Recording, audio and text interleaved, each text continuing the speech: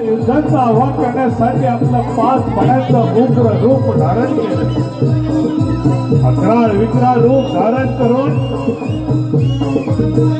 शेषनाग गणेशावरती चाल करून येऊ लागला। बघ बायका प्रतिका गणेश पुराणातील एक कथा नाही, शेषनागाचे गर्व आपला अग्र विकराळ रूप धारण केलं। आपलं उग्र रूप धारण केलं। बघ मायबा प्रतिका आपलं उग्र रूप धारण करून श्री गणेशा सिद्धांचा आवाज करण्यासाठी येऊ लागला। नाग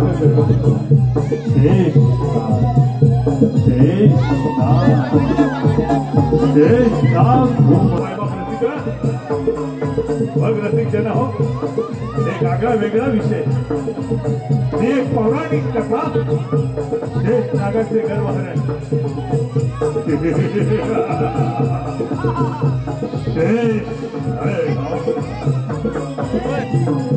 आणि श्री गणेश आणि शेष नागामध्ये रणघोर युद्ध सुरू झालं। मायबा प्रतिको रणघोर युद्ध सुरू झालं। युद्ध श्री गणेश आपल्या परसून एक एक प्रहार करू लागले। आपल्या एका प्रहारानं श्री गणेशाच्या एका प्रहारानं घायाळ होऊ लागला सागगण, घायाळ होऊ लागला शेषनाग, घायाळ होऊ लागला।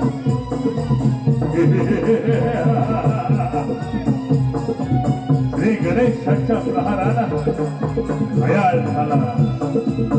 श्री गणेश आणि शेषनागामध्ये सुरू असणार आहे महायुद्ध। अखेर गणेशाच्या एका प्रहारात घायाळ झालेला शेष अखेर श्री गणेशास शरण जातो की काय?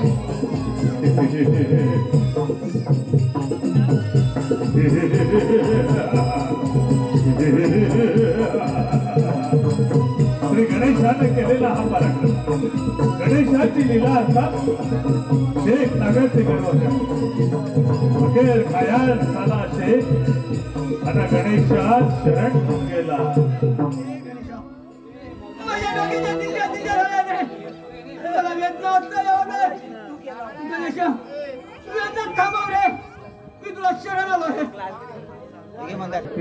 दूर झाली, तुझं गर्व हरण झालं आणि म्हणून तुला माझी ओळख पटली, तू मला शरण आलास।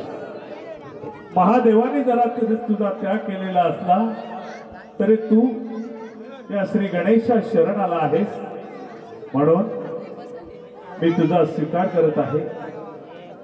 यापुढे माझ्या समेत माझे भक्तगण तुझीही पूजा अर्चा करतील असं तुला मी स्थान देत आहे। हे शेष नागा, हे नाग राजा, यापुढे तू माझ्या उदराभोवती राहा।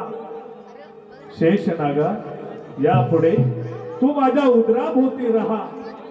तथास्तु।